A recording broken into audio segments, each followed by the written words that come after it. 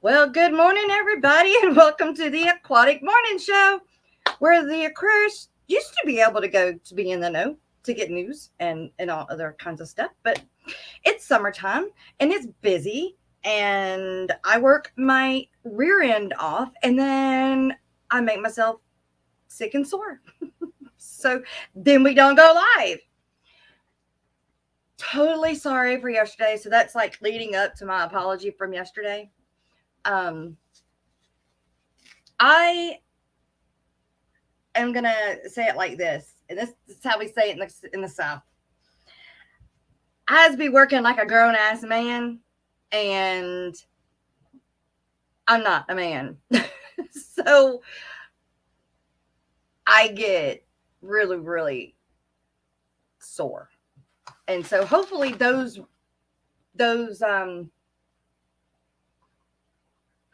types of tasks are soon to be done with. Y'all get it? Y'all understand? I know y'all do. Let's see who's here this morning. And if there is anyone that would like to join me up here on this lovely panel, I have the link pinned at the top. Pile Aquatics has already texted me this morning. There is a killifish. Let's see, a killifish. And I'll say it again later in the show. That way more people will be here and will know about it. But there is a Texas area killifish organization having a show and auction on July 15th and 16th in Houston. For more information, you can email Pile Aquatics. That sounds like fun. Pile, are you putting some in there? Oh, Dennis, I'm so glad. How are you feeling? I hope you're feeling all right. I mean, I know you're going to be in pain and sore, but I sure do hope you're not in too much pain. Big Book, good morning. Pal Aquatics, good morning. Miss Lori, good morning. Throwing out all the lovely links. Hey, get off of that, doggy. I know I look like a wreck. Like, I'm not really a wreck. And y'all are going to have to excuse me. I have water running outside. I'm going to have to go turn off here in a minute. And so I'm going to have to leave and come right back.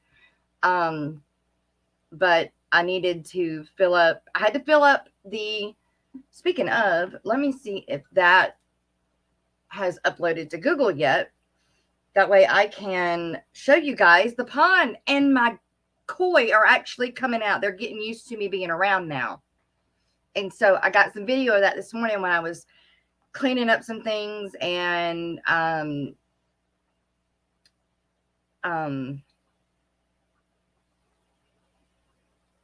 you know,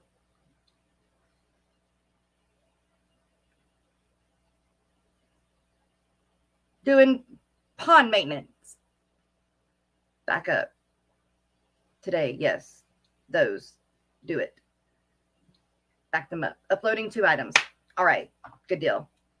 So, Miss Jenna, good morning. Aqua Garden Zen S. Getty Nana, good morning. Greg, good morning. Gina's Reef, good morning, lady. How are you doing? Levi Meese, good morning. How are you doing, Levi? Jeremy, how are you? Good morning. Papa Shrimp, oh, good. I'm glad you'll join me. Good. Because I'm going to also have to be catching some guppies. It's going to be a little chaotic. So definitely can't use this stream today as a podcast. Silver Creek, good morning. Good morning. The Gypsy and the Vanilla Gorilla. All right. Good morning. Thanks for being here. You're procrastinating the errands you're supposed to be doing today. I'm supposed to be going to the post office and getting an oil change. Well, girl, get off your ass and get it done, as we say in the South. Emma the Sea Witch, Silver Creek Aquatics, British Doss, good morning. It sounds like since 9:08, you have to wait until at least 10 a.m. to start errands.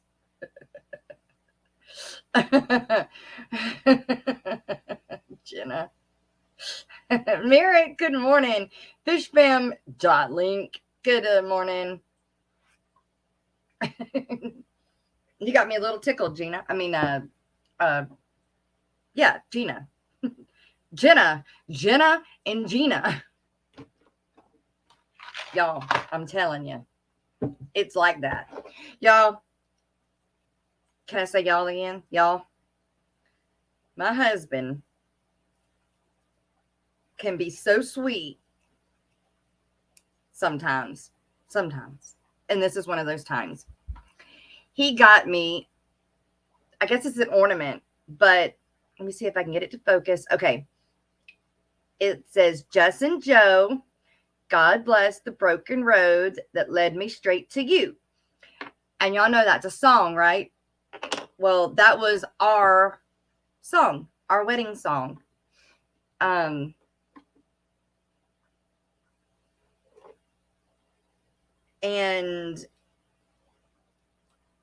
when we took our engagement pictures, we were on our horses, and we have a photo just like this.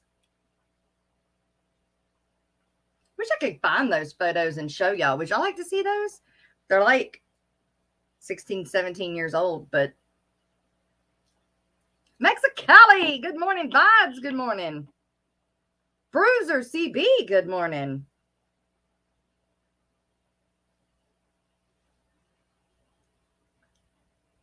You want to see, Gina? I have to go grab them. I got to go turn the water off anyway. My old engagement pictures. I don't have them on Google yet.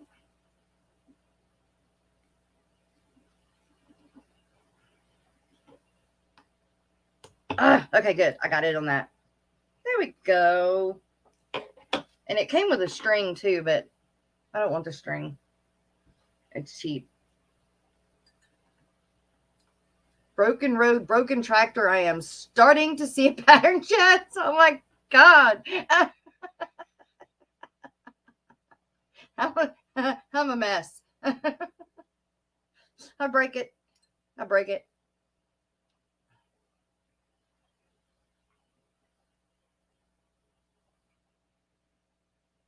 I was a mess when we met. I was recently divorced, if that says anything. And we met in 2004. Got engaged in 2005 and got married in 2006.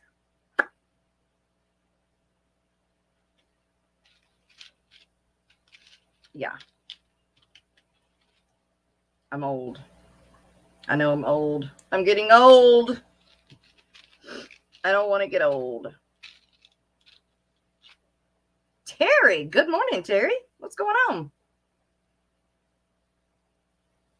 How's the electrical business? Oh, I got to go turn that water off.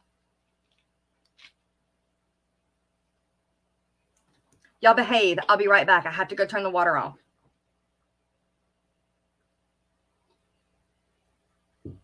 Y'all can behave, right? I know y'all can. Just sent you another event for this month. Okay, great. What is shocking? I'll be right back. All right. Okay.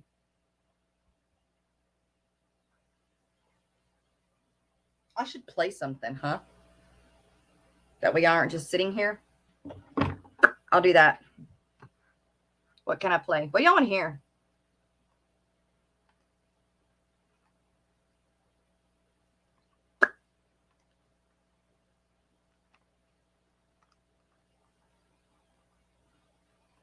I can blow your ears out and play the members thing. We'll do that. It's kind of loud for those that have headsets on. But I'm going to put that on real quick. And then I'll be back.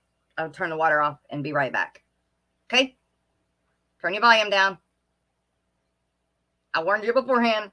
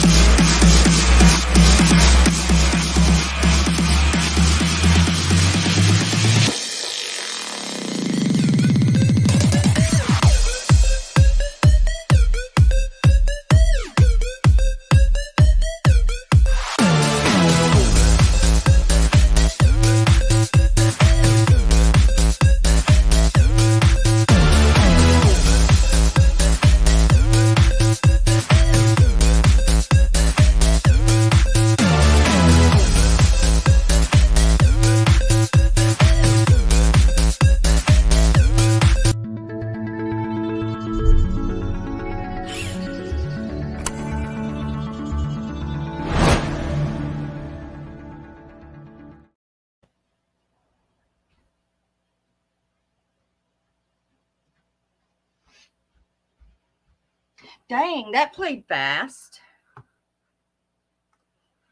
It beat me. All right. Let's see. Play the super chat video on a loop. Super chat. Gina, I don't think that would be a good idea. I think I'd be having people leave.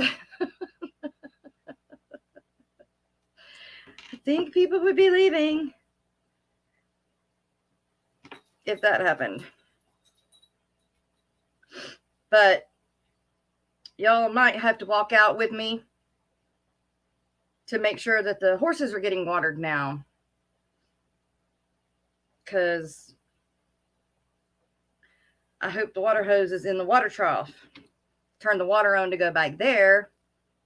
What? I can't hear you. I'm sorry, Terry. I did warn you, though. I did warn you it was loud. I don't know why it's so loud. When I made it, I didn't realize it was loud. But it's kind of loud. I guess that's what we'll do.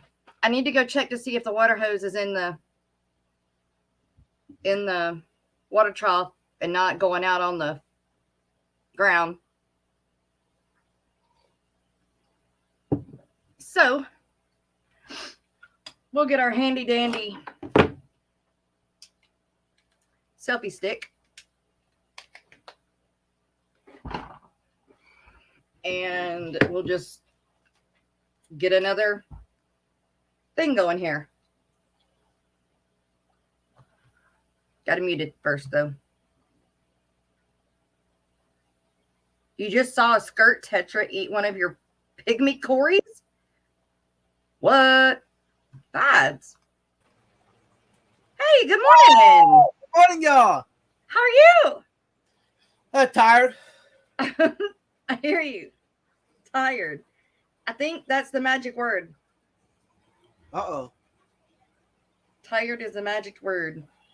I'm coming up on my phone so I can walk to the back and make sure the water hose is in the water trough. So hold your ears. That way I don't kill your ears.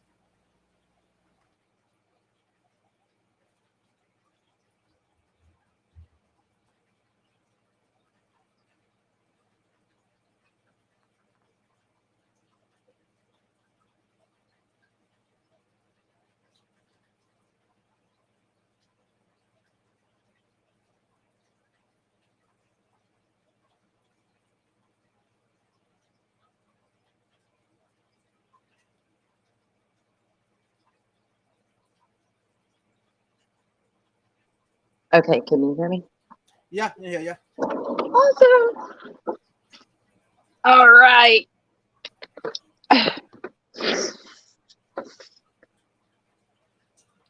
Let's see.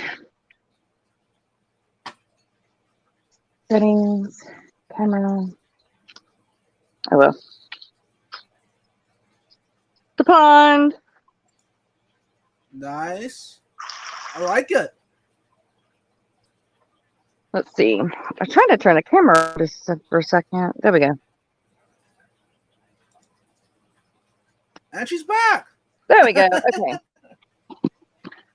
All right. We got a selfie stick. Nice. You're fancy and all.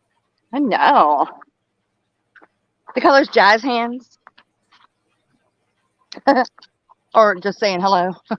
Yeah. See my willow tree?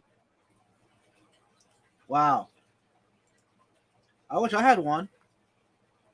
I've got two, but this is my biggest one. What you doing, Flipper? Thirsty? I know, this is weird looking, isn't it? She don't like the selfie stick. Oh. Don't know how to. I know it's weird, huh? Whoa. Oh, there we go. All right. There we go. Aww. How old? She's well in her 20s. Wow. Yeah. Oh, she got a fly bobo. Hey, morning, Jay.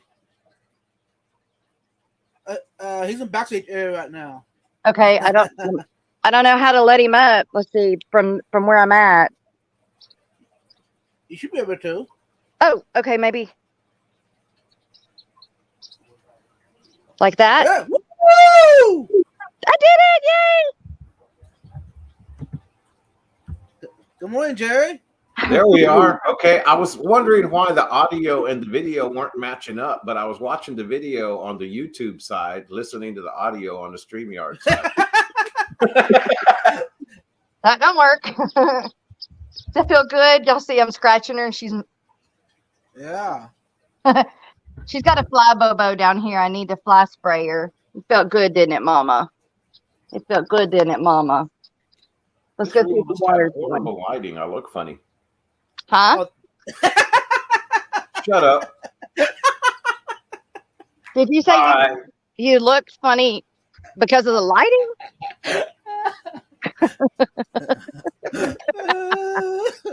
You walked straight into that one. Yeah, I did. I thought you people were nice. Yeah. Thing in the morning. Is that what we're supposed to be? Oh, maybe not. Not until you've had a few cups of coffee. Right? Oh, talking about coffee, I need some. All right. I'm still here. I'll be right Okay. back. Y'all, I need to bush hog my pasture. You think? Oh, she's not enough time in the day. Oh, good. It's filling up and it's overflowing. Okay. There's some love. Thumbs up. But it's good that it's overflowing. It's going to get the nastiness out of it. And it's cool. Oh, shoot. I still have it on top chat. I'm such a Hey, newbie. did you see the new one? It's live chat, top chat, and fan chat. I don't know. Yeah. I don't know if I like the fan chat or not, because the fan chat, I think, only shows super chats and super stickers and members. Supers and highlighted membership messages show up here. If you change filters, this filter will only show your last 100 fan funding messages. Uh-oh. Wow. Yeah. Yeah. Come on, Cliff. Fan funding. Give me some money. Give me some money, honey. I just want $1 from 1 million people. Wow. Yeah, I know, right? That $1 from 1 million different people. Hey, I can give back 25% of it. I'll be generous. I'll give back 25% of it. I'll just take 75. That's funny. People like that when you give back, right? Yeah. So I'm trying to work on putting together somewhat of a video. You know, what? That's video? what you do on YouTube, right? That's From not me. what you do on YouTube. Yeah. So I'm trying to work on getting a video together because I'm putting my fish room together. I finally made the plunge, made the decision. So I know how everything's going to be set up now. It's just the next step of whether or not. And I think I want to get Lucas and maybe possibly Father Fish involved. Okay. I'm thinking of possibly going 100% natural on my setup. Wow. The only thing is that I'm worried about is that I may not be able to do that with my Caridina shrimp. I know I can do it with the Neos. Yeah. But I don't know if the Caridinas will be as prolific with still water as they usually are in regular tanks and running waters and nice and flowy. Here's my thing. In the wild, it's natural, of course. Yes. But there is movement. Well, certain, like the shrimp, I believe, mostly come from streams, springs, and small, waterways like that. And then they get stuck in the rice paddies and the puddles. And right. Come on, get out. Come on. So I don't know if the Caridinas really need it, but I know certain fishes need that flowy water. They need to feel like they're in their streams and rivers. But you're right. it's definitely, it's all a natural situation out there in the wild. So, and I see Lucas and Father Fish, they're so successful at just having tanks with just lights. Yeah. You know, Come on. it may not look as pretty in certain situations, but I don't really care about how pretty it. I want the fish and the shrimp and whatever critters I have in there to thrive. Yeah. Well, there's only one way to truly find out. Just do it. That's what Mark says. Yeah. I mean, with my clown killifish, I know that when I do run filtration, it's very, very minimal just to have the top surface of the water with a little bit of movement versus it getting that film that it gets when it water stays stagnant. Well, come on. Come on. Y'all go on back here and get some good water. So That's kind of why I want to get Father Fish and Lucas involved, because I'd like to get their information, get their ideas, and I want to get with some of the shrimpers. And I'm so disappointed I'm not going to be at the Aquatic Expo, but you know, I want to get some of these experienced hobbyists and pick their brain a little bit, because I'm doing a brand new setup. I have a clean slate. Right. What would you do? I like the idea of having a little bit of flow. Like I don't think that they are I don't think they're truly happy without a little bit of movement. Like I don't think that the plants themselves give off enough movement or say fresh water that they would have, that would be the same thing as what they would be in the wild.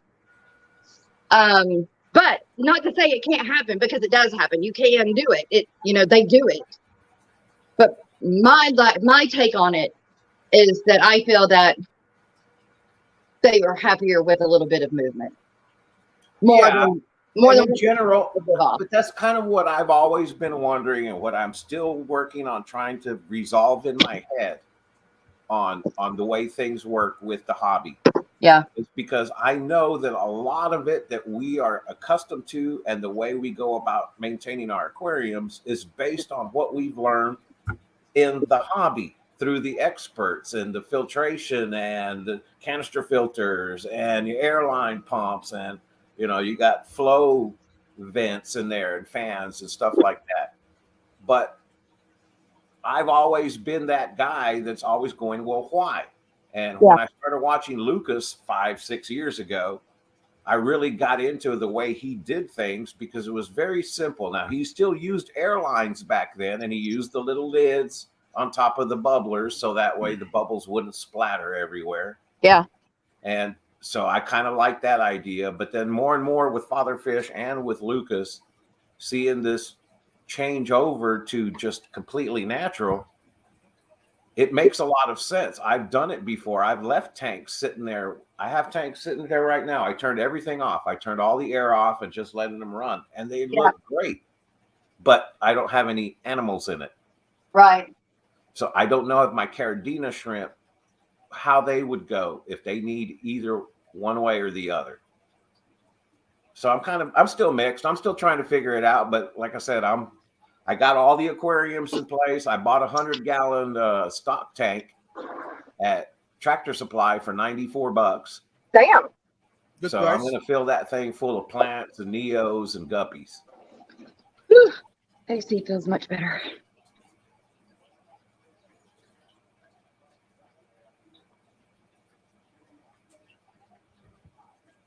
Yeah, Silver Creek says, I run natural tanks, but with sponge filters. If the electricity goes out, I can trust the system. Because that's always made me curious too. So we go through, as shrimpers, we go through this debate on, okay, if we keep neos, we can use any inert substrate and remineralize our water, or keep them in water, same as we would any type of guppy or something like that. With the Caridinas, everything's got to be soft water. You got to use active substrate. You got to pull out the KH, and it's got to be buffered. Well, doesn't leaves, sticks, tannins, dirt, all of that stuff that's in the natural environment, doesn't it do all of those things to your aquarium? Doesn't it lower the pH? It provides tannins, et cetera, et cetera. So that's where I'm scratching my head. Can I duplicate a Caridina tank without using a $80 bag of, active substrate? Yeah, I don't know. Yeah. Are you willing to? Yeah, and that's one of those things. Am I willing to risk it? And at this point, Jess, I probably have maybe 100 shrimp total in my entire fish room. Well, not only that, are you willing to risk it? And how long is it going to take for those tannins to get to the TDSs or whatever that you need it to and stay stable? Right. Because they continue to break down. And if they continue to break down and you're not doing water changes, then that's just going to continue to lower it, right? Correct. But the system, I mean, that's the purpose of active substrates. The active substrates pull the KH out of the water. But you were saying not using substrate, just doing. Just use what natural do we have? I mean, I know we don't have volcanic soil around here that I can get in my backyard or anything. But what other kinds of soils help reduce pH and keep soft? Is it a magic combination of certain types of soils, or is it only volcanic ash clay soils that they get from the mountains in Hiroshima or whatever, or Hawaii? Hiroshima. I don't know. I still think you need some flow. I know, but is that just a crutch? That's my big question. Is it just a crutch that we use as hobbyists because we're so used to being the manipulator of that ecosystem for our fish that we're not supposed to be doing anything? We're not playing God with our aquariums? Well, I can't. No, I got to have some air. I got to be manipulating it somehow in order to be successful. And I don't know if that's true. But in the wild, they still have some flow. Right. It's not. They're not sitting in still stagnant water, are they, Caridina? It depends, but most of them, no. They're found in the rivers and the streams. Some killifish and some bettas, they jump from puddle to puddle or whatever. So that would be still stagnant water. But the bettas are labyrinth breathers. I don't think the killifish are, but they're made for that. I don't know that Caridina are made for that. If they are bred, born and raised in rivers and streams, then they have constant flow and or replenish of fresh water. Yeah, but I don't know.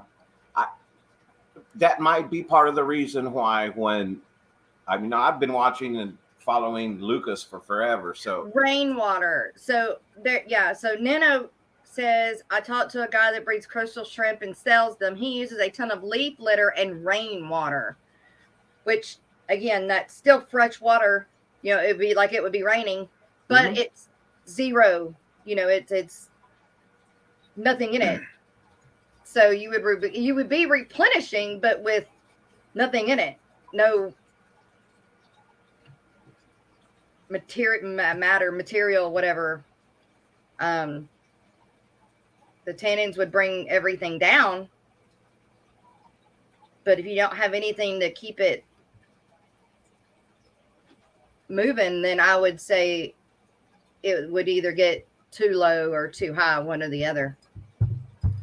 Because the way I'm looking right now is, I'm just trying to decide: do I set up my linear piston pump and run an open loop system all the way around just in case, or do I do away with that and run one rack with some air pumps for my Caradinas and try the rest all natural. But see, that's where I'm confused too, because I think some of my plants and mosses that I want to grow and cultivate, I think they need a little bit of flow and oxygen pumped into the water. So I'm still kind of like, I don't know. It's so confusing. Okay, so what's holding you back from setting up your linear pump? What is wrong with doing it? I'm just look lazy. at it that way. I'm just lazy and I don't want to do the work. But I have all the pipe, I have the PVC, I have the valves, I have the airline. Right. All just sitting there ready for me to put it together. So isn't that one of the main things of your fish room that you have to figure out first is how you're going to run air or electricity or water to your room? Yeah. So that's why I haven't done anything else. I put the aquariums in the racks where they're going to go, but I haven't decided whether I'm going to run my air system or not. And if not, that I still have like 84 whisper pumps. I know, right? Yeah. They're in a box in a tub. I opened it the other day and I was like, that's where all my pumps went. And heaters. I did the same thing with heaters. I put them all in a box, and then when I needed them, I couldn't find the damn box. Yep. But I think that you should set up your air, even if it's a backup. Even if you use it for a backup, I still think you need to set it up. Hey, Dr. Anthony, welcome. Doc, what's up? Oh, and I had another friend pop up in here too that I have not seen in forever. Rattle Trap, what is going on, dude? Good to see you. Good to see you. I hope you were doing well. Hope you're doing well. Miss Fishy. Miss Bunny Viper, hello. Bunny! Wow, everybody's here. They are 41 people this morning. Dang, Woo. I should skip Wednesdays more often. There you go. No, I totally needed it. I do apologize for yesterday, and I have been the day before, the 2 days. Don't apologize. That, I had been on an electric hand sander, and for like 8 hours straight, just doing this, and my shoulders and my wrists, and then I rolled my ankle that same day. So I was like, I cannot do this. I just cannot do this. And because of all the dust, I had forgotten my mask. Ooh. No. And so this half of my head was all stopped up. Yesterday, I woke up with my whole head it felt like it was just, I don't know, like somebody stuffed cotton in it in every orifice of my head. Yeah. While I was sleeping, because I woke up, I was like, ugh. I was groggy. Yeah. I just couldn't do it. Miss Susan, good morning. Hey, Susan, welcome. But I know y'all understand. It's life. Yeah. It's called life. I just feel like I apologize all the time. Don't. Yeah, you do. Why? Stop apologizing. I apologize all the time. It works well with plants. Oh, you're talking about the bow, right? Yeah, one of the things okay, so when I moved over a year ago, remember when I lived in that other house?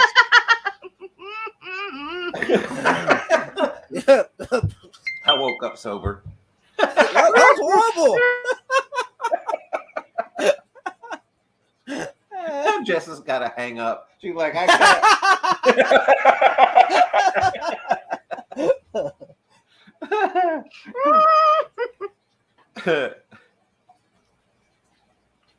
That's hilarious. But when I moved last year, I put I emptied my aquariums to as close to the bottom as I could. I figured this was going to be a temporary situation, so I left the water in my tank so I wouldn't dry out my substrates, and I put them all in storage, right? Yeah.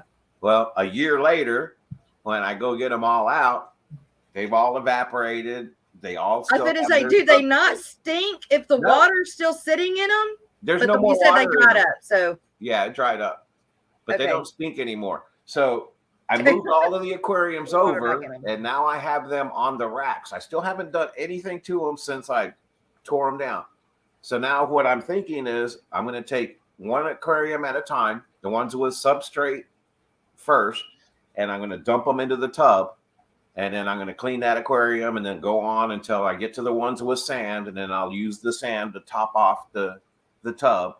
It'll probably end up being about this deep of substrate with Ooh, nice.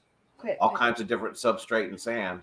And then I'll clean the aquariums and start filling them. And so the other aquariums will be bare bottom with just moss and plants in them. starting off, Yeah. yes, until I decide how I want to go, because I'm really going to focus on my Caridina breeding, but I'm not going to do all of the strains possible. I'm going to pick 3 or 4 and stick with those. I'm going to stick with 3 or 4 different neos, and then the rest is going to be my guppies, my cichlids, and my killifish and plants. So let me ask you a question. If neos sell better, and they do, why put the extra effort in the Caridina? Because the Caridina, if done properly, you could end up coming up with some really nice patterns that I still believe are marketable and without turning it into $100 shrimp, you know? Because, yeah, I love the badass shrimp. I love the shrimp that win the contests and stuff like that. Right. But they don't most make everyday people aren't going to pay $100, $200 per shrimp. Right. But they will try a Caridina if it's around the $6 mark, $7 mark. But they won't try it if it's $20, $40 mark. Right. So if I can get like the PRLs, if I can get my own colony of PRLs going, and I get those. I understand. I get high quality PRLs that for the breeders, and then just my regular cold PRLs that I can sell for $6 a pop. Yeah. Then that to me makes just as much sense to put the focus into those, those shrimp that are popular that will sell. Right. And then just keep the specific breeding and the badass stuff. That's my own, private collection that I play with and have fun.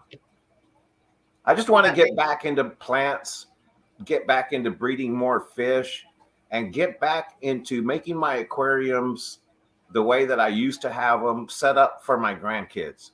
Because that's the way I did it. I did it for my grandkids so they could walk into my room and be like, oh, whoa, fish. Yeah. My tanks, most of my tanks are bare bottom. They just have moss in them. And they do well. Nice. But they're guppies. Oh, yeah. And remember. Well, I do have neos, which I've got to clean their tanks. But you remember I bought those killifish. I used your discount code for Aquatic Arts. Did it work? Shameless plug. No, did it work? Because I haven't been able to get a hold of them. And it worked. I'm saying that on here because David, I can't get a hold of you. Get a hold of me. Yeah, it did give me the discount, but I was just a little worried because I did that the Thursday before Memorial Day. Yeah. When I was on the stream with you, and then I didn't get them until Friday. They came in last Friday. So I was a little worried, but no big deal. They came in beautiful. They're beautifully packaged. Good. And I got some mosquito fern because I want to give that a shot. It's it's probably just as bad as duckweed, but we'll see. Well, if they call it mosquito. It's called mosquito fern, and it looks like a little bitty fern leaf, like from a regular plant, a fern. But it's duckweed-like. It's got the little roots that hang down and it floats. Yeah, Pyle. I used to have one of those. He's talking about the solar-powered little fountains, and they work great. They really do. If you can't get air for an outside pond, they're not that expensive. I think they're like $20, $40, somewhere around there. They work. They really do great for those little outdoor ponds. Man, you got a fancy phone holder thingy gimbal. Well, that's fancy. it's a cheap one. Like it's a stand and it rotates here, From but where? it is flimsy. I mean, it's not like, I promise you, it's not as cool as you think. I got the clown killifish, Mark. You know me. I love my clowns. So I promise you, it's not. Ray! I'm trying to Hey! get Look them who's breeding here! again. And this time I'm going to try colony breeding. See if that works. Good What's morning, going on, Dr. A? Oh, you can see I'm sweating. I just walked in from outside and I wasn't working. I was just know. sitting there. I did So the same stinking thing. humid today, and well, it's humid every day in Peru, but really humid today. Good to see you, Doc. You too, It's there, good. Yeah, it's awesome. Jerome. Jerome. Jerome, Gary, Jerome. I was trying, be ultra polite. Dr. Antonio. Yes, okay. Yep. Oh, for air and running water. This is for running air and maybe running a pump. Okay, I don't get it. You're wanting to run air and a water pump to this far off pond? I think so, because he has no electricity running back there, so he has to use the solar powered system. Then why does he want to run air and water back? I mean, I'm just lost. That's okay. It's all right. 97% It's all humid. right. Is it raining at all? It's just humid. It was actually misting this morning. It was kind of foggy today, this morning when we were That drinking kind of coffee. humid. But it's always humid. We also have is that a Jerome in the comments or Jerome? I say Jeremy. It's probably Okay. not Jeremy, but I say Jeremy. Okay. Probably is Jeremy, but it looks Jerome to me, so It probably is. who knows? Maybe they misspelled Gourami. Hey, that's a bad word in my book, okay?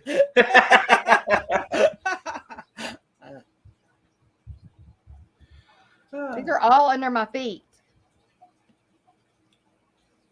You have And too another many. one over here. Jeez. They love their mama. They're all under my feet. That's so sweet. Well, I'm missing. Nope, she's right there. I could say I'm missing one, but she's right there. They're all in the fish room. That's cute. They're Hey, mad. Kirsty, welcome. So Vibes, you look like you're just chilling. I am. It is. Yeah. Is that a bad thing? Oh my goodness. No, not at all. I need sun on my arms. Yeah, I'm all white up here. I noticed when I put my hand up here, like, wow, I'm two different colors. Yeah. Yeah, you got the farmer's tan for sure. Yeah. Yep. Right here on my No, neck. I got it too, so- look, you can Yeah. see the little V from my shirt. Yep.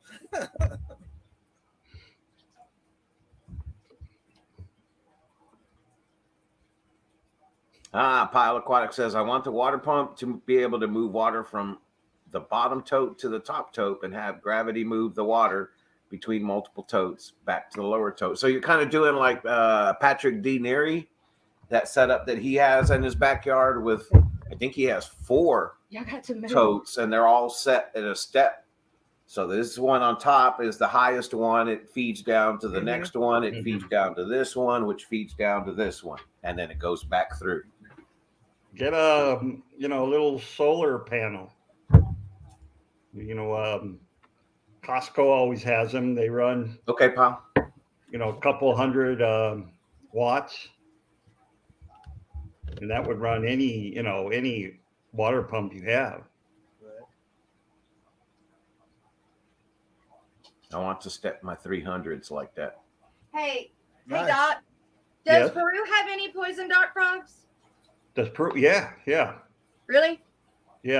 Reticulatus. Nice. Then if you look up reticulatus, they're all thumbnail dart frogs. Aw. Little bitty ones. Yeah. Little bitty ones. Okay. Yeah. Cool.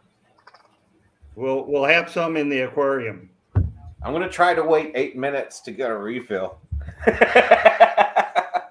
What? Why 8 minutes? Because 8 minutes is the mid-morning break. Oh, okay. Okay. Oh, yeah. I'm Well, trying to you know. let it last. I'm 3 hours. You know, I drank my coffee 3 hours ago since, you know. Wow. That's cool, Mark. So you went out and visited Pat. I remember way back before the big freeze when he had all of his stuff set up. It was so cool to see a system set up like that, running water through the tubs on the outside, pulling it into the fish room, going into sump tanks on the bottom that were feeding the upper tanks. And it was pretty much an entire system of a hydroponic, aquatic. I don't know. It was a combination of hydroponics and aquaponics. Yeah. The way that he did it, it's just beautiful setup. And did he eat the vegetables off of this system? I would imagine he would have. Did what? Did he eat the vegetables off the system? Plants.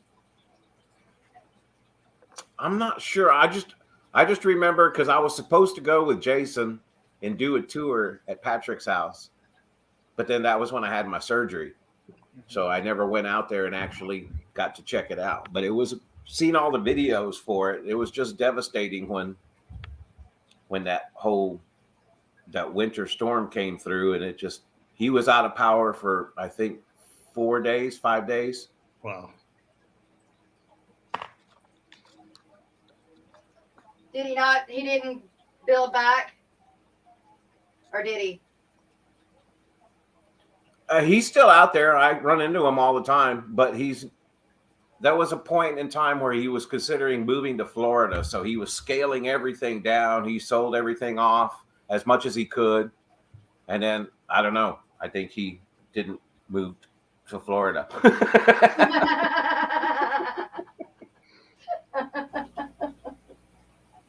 He just didn't move. Yeah. Oh.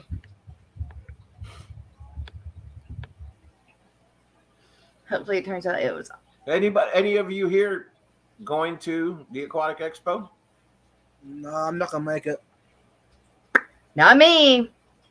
Yeah, I maybe wanted to. I'll fly home for the weekend and go. There you go. I know you won't. That kind of stinks. For the shrimp side, I think it's going to be. Is it this weekend? Yeah, it's for the shrimp side. It's definitely the place to be since it's going to be the first time we've had the international shrimp contest and stateside since 2019. Okay. Is it going to be videoed? I'm sure it's going to be. I mean, it's a pretty big deal. And that's mainly why I wanted to go, because I wanted to be able to be I don't know, from the outside in kind of view. Yeah, but I remember you talking about it. You know, Be a fly on the wall.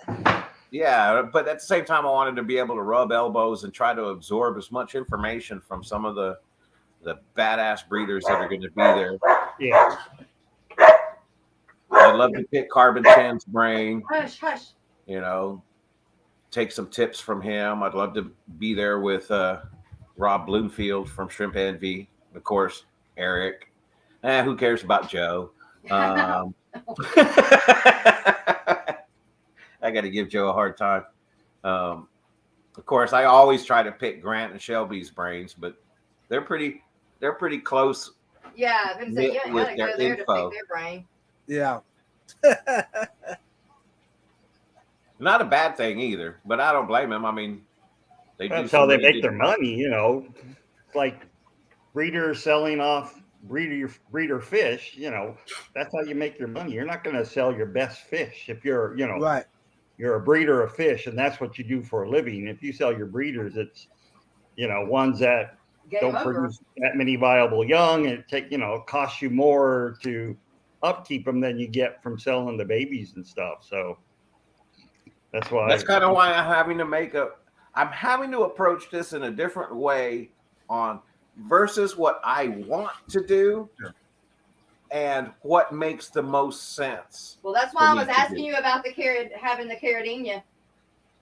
Yeah, that's what I'm saying is that, do I want to do like before and have every possible carradina strain and have them breeding and successful?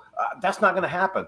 Unfortunately, some tanks are going to do well, others aren't. So I'd rather shrink it down and focus on 3 or 4 different strains, have 3 or 4 different colors of neos, and the rest I want to get back to my fish and my plants and my mosses and just aquariums in general, not so specific and not just shrimper style. Because in the end, it's really all about it. Planted tanks. There's what got me into shrimp in the first place. So kind of going back to my roots. Yeah. That's not bad. As long as you're doing what you want to do, though. I mean, I hope Jadwin Aquatics is getting everything set up and we'll be back soon.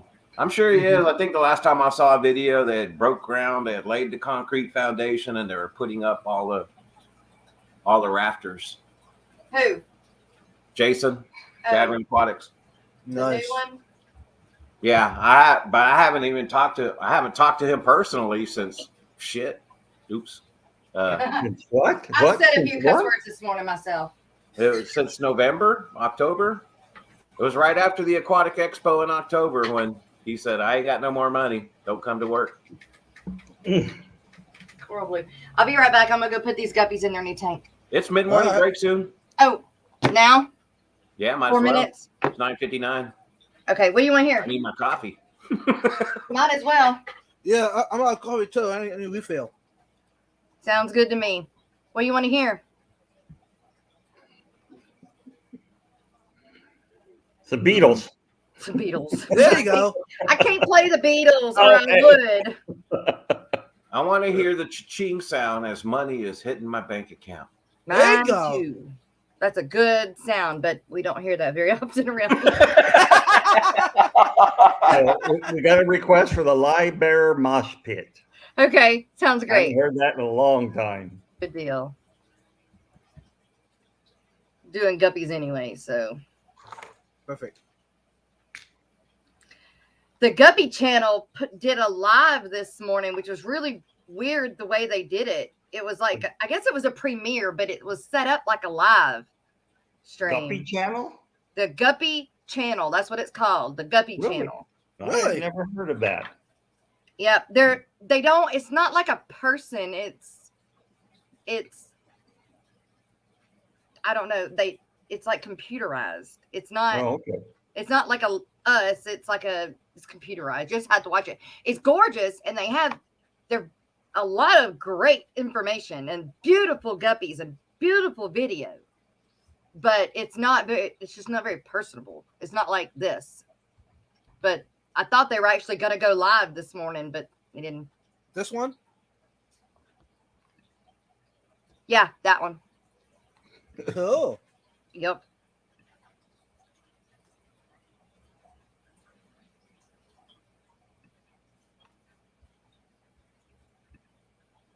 Wait.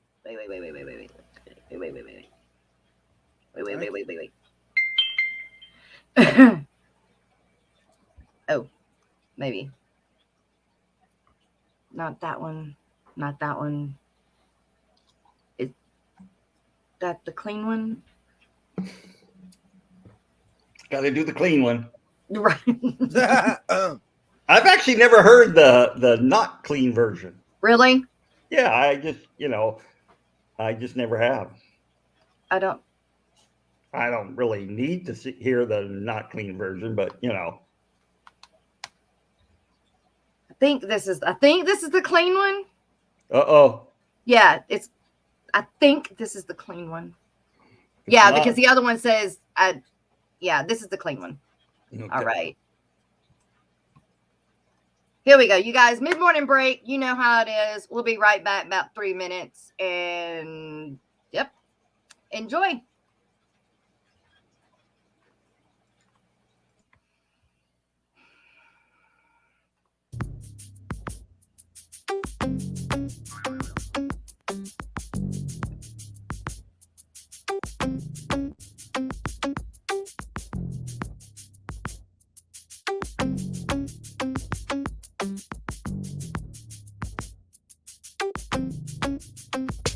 live ever mosh pit. So watch it, don't knock it, drop and fry every day, ain't gonna stop it. People saying hey and whoa and take it slow, it's out of control, but they don't know I got a mother-loving biome. Nature!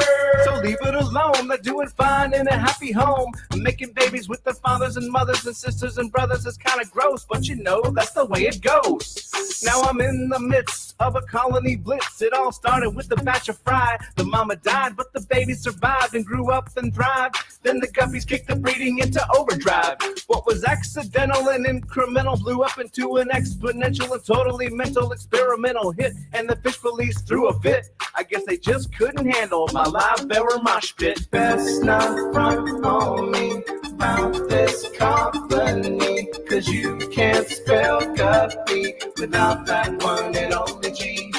You might think from this rhyme that I'm mucking up guppy lines. Ain't got no crooked spines or time to hear you whine. Stop the fish police. I'm making hybrids I desire to acquire and combine entire lines designed to inspire and surprise and advertise the rise of my monkey fighting live bearer empire. You're looking all distraught, you think it's overstocked, but you got no shot to sway me, you're an afterthought. Yeah, I got guppies getting blitzed on duckweed. Had enough of these, well they don't stop and neither do we.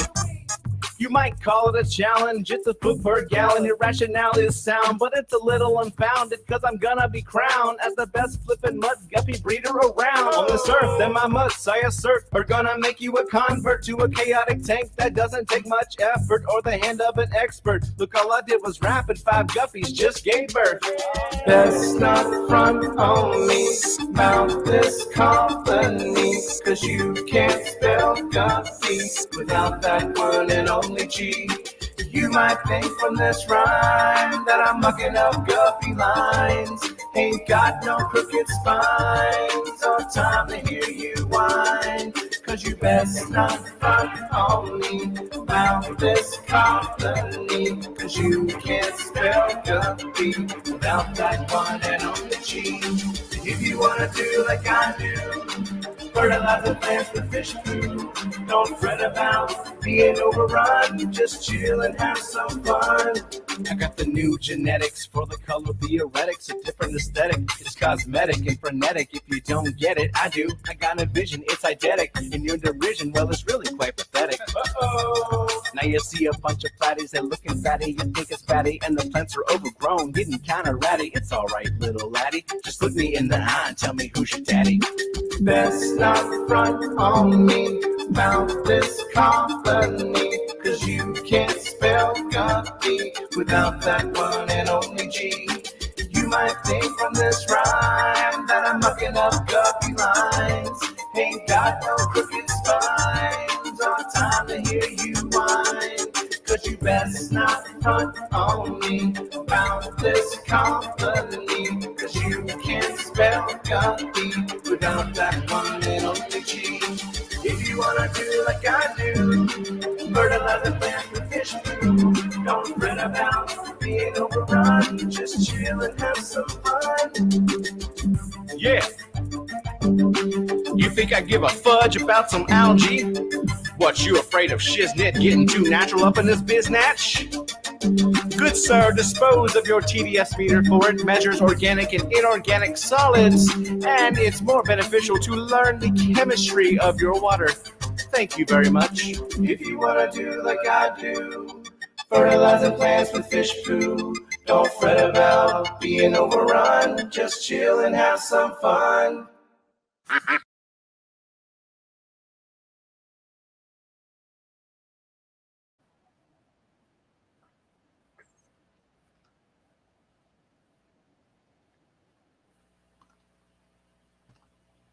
What happened, Doc?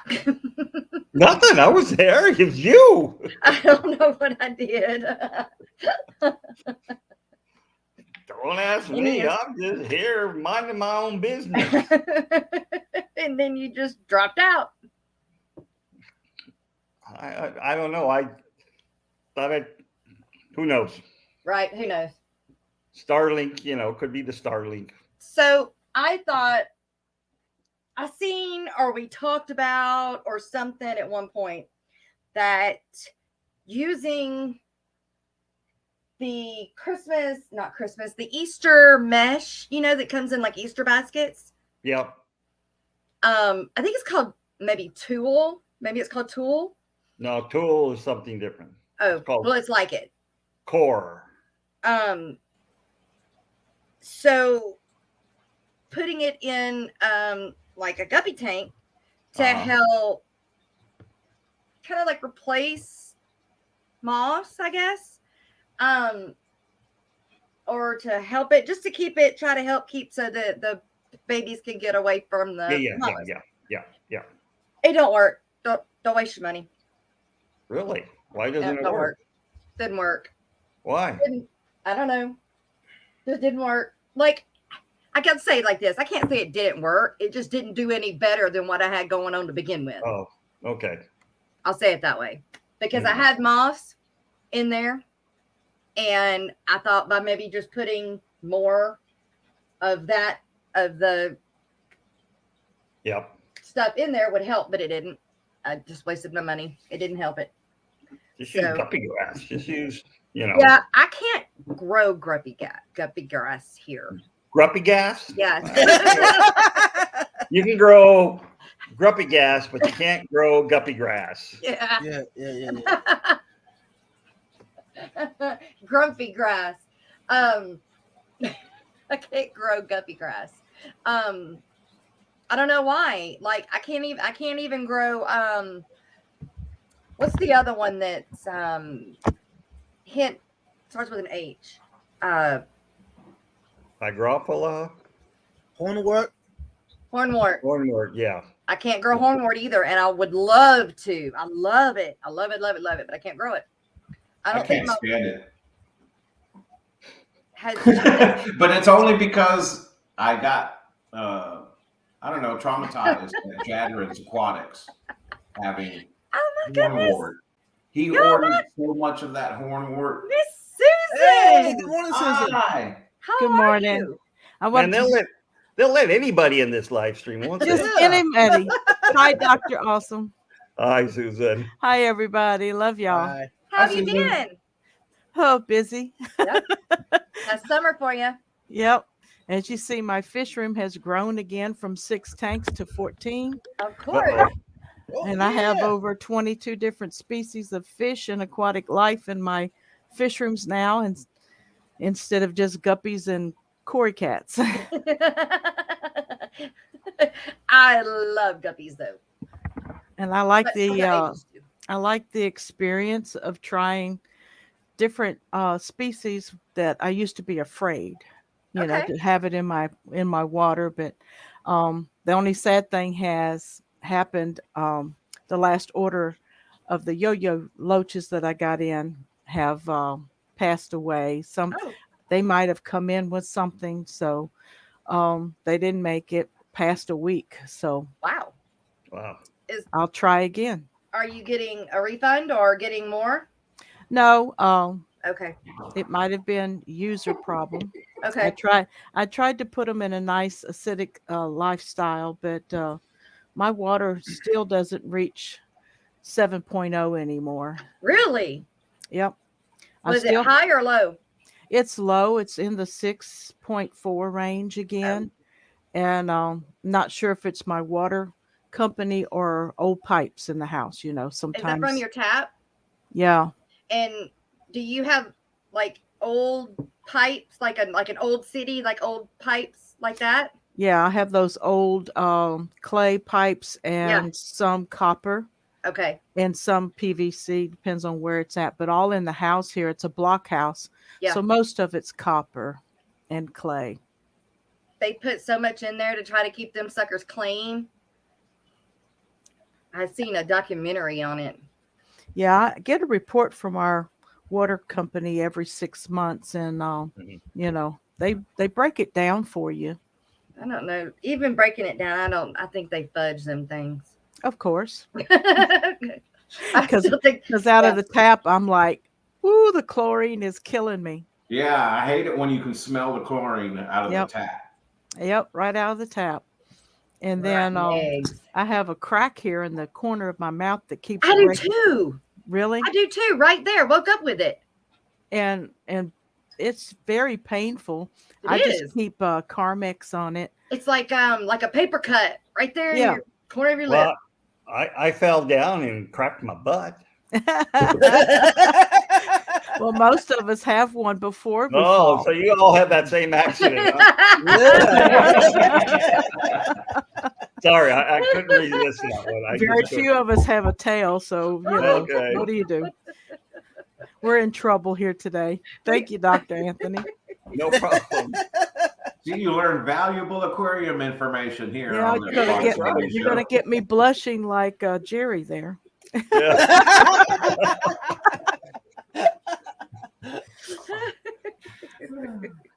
That was great. So back to fish. Right? Vitamin Follow that C. up. Yep, that's a good neutralizer right there. Vitamin C, ascorbic acid. Will that work for aquariums? For the coordinator?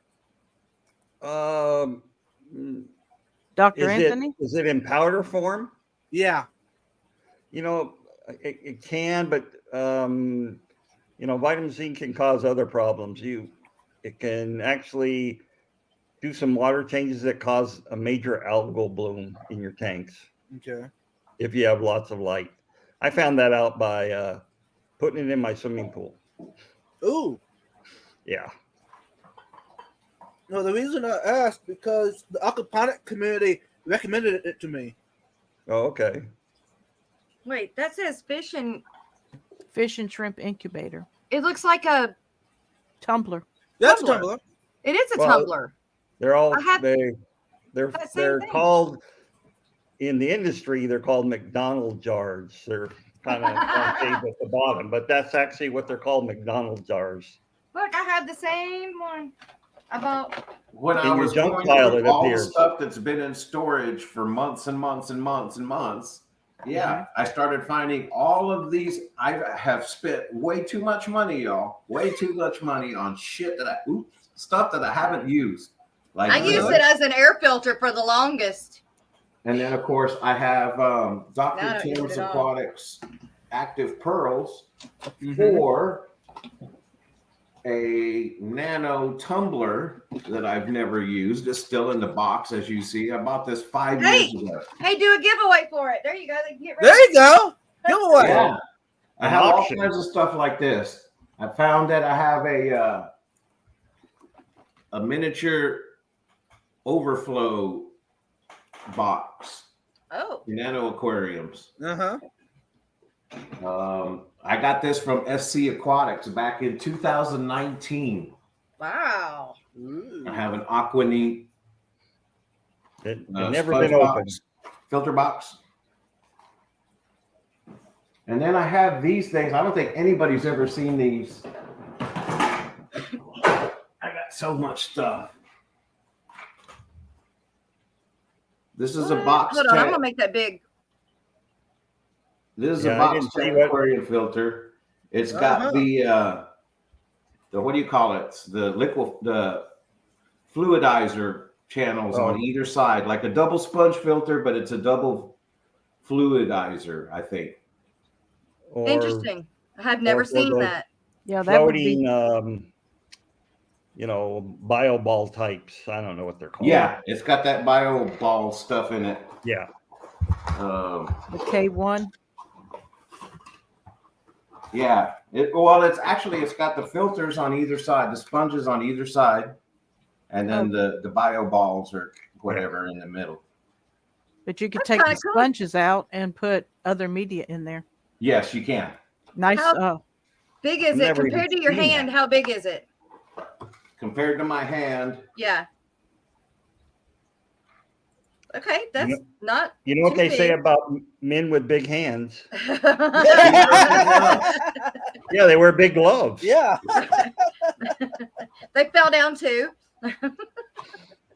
I have big shoes Yeah. because I have big Oh feet. my gosh. Guppies are awesome. You know, And you invited me, so you blame I yourself. did. there, Jess. I did. that's so SC cool having a Caterpillar, new it's good fish to room. I don't see care ya. what falls. When you said 97% humidity, I said, "Oh, it's raining there in Peru," Oh, and you said it was misting earlier. What is that? This is my attempts to come up with something that would assimilate Dean's fry system.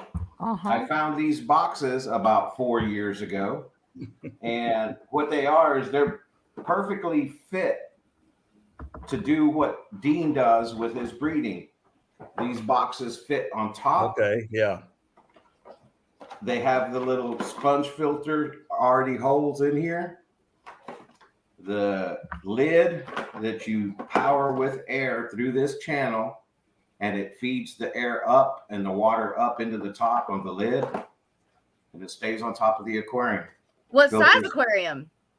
20 gallon long. It fits perfectly on top, just like the ones that Master Dean has. Yeah. So I have like 3 of these boxes. Where do Nice. they come from? I got them on Amazon. What are they called? They're called BioLife FX5S. My phone just answered me. Yeah. It's some weird, it's from Turkey or something like that. I thought fluid beds had to be most the same size of tank being filtered to be effective. Trying to see if anybody said A new catchphrase. Guppies are awesome. That's right. I thought fluid beds had to be the same size of aquarium. Well, that's why I have. So are these you going to other do ones. it? Are you going to use it? Those 3 bio things. Are you going to do that? Or Yes, not? I'm trying to get one of my 20 gallons. I want to dedicate it to set them up and have 3 of them on top and run, clean water on the bottom and just have mosses and fries in the tops. Okay. So Kyle said that the ice bins Mhm. from Walmart also fit perfectly. But I don't know. I have to go back and watch it because I just don't understand how the water circulates through it. Or does it not? It doesn't On this circulate one, on these, at all. it's just like an air stone, like a breeder box. It's got the air stone in that little channel, and it bubbles up and it flows over the lid into the little tub. So in the picture, So it does use the water from the bottom. yes, this is sitting in the aquarium.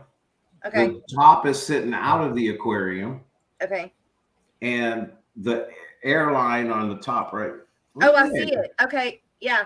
But if you were using the ice bins, how would that work? The way that Dean does it is he uses just a little pump that pumps water into the pipes that he has feeding the individual tubs. And that water overflows through the sponges that he cuts out. He cuts out little holes in his acrylic boxes and it goes and puts the overflows. sponges right there. This is Okay. it's already all done. And Okay. it's got the little catchers that you could put in here. So that way you could have the little baskets on top and the eggs. Oh my goodness. That would be amazing for guppy babies. Yeah. Mhm. Oh my goodness. And see it right here in this channel. This is where the stone sits and it feeds the water up. And the lid has got these little channels on it so that it feeds the water and drips it into either side. I've been checking on Amazon. They're not there anymore. Really? Yeah. Yeah, I got these they were $20 about 4 years ago. And I bought one just to see, and I liked it so much that I bought 2 more. And So like I said, they've been sitting in storage. What is it? Bio what? BioLife. BioLife. FX5 breeding box.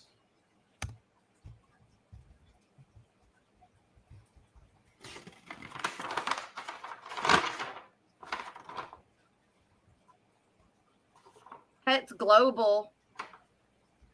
Oh wait, Doc, I did find it on Amazon. You did? I did. Yeah. Ooh, share. Let's see. Yeah, I can't. Maybe I'm a bozo, but I can't find it. Well, we know you're a Isn't that bozo. That's it. currently BioLife unavailable. fish breeding box. Okay, let me put that in the.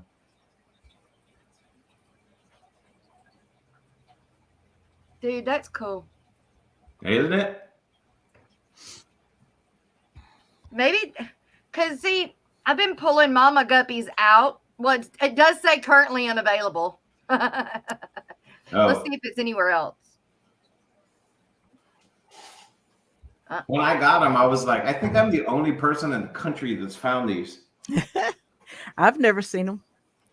I'll be back. I have to go. They delivered Okay. a new fish today for me, so Ooh. Okay. I'll Well, be right thanks for back. popping up, Doc. Exciting. Best wishes.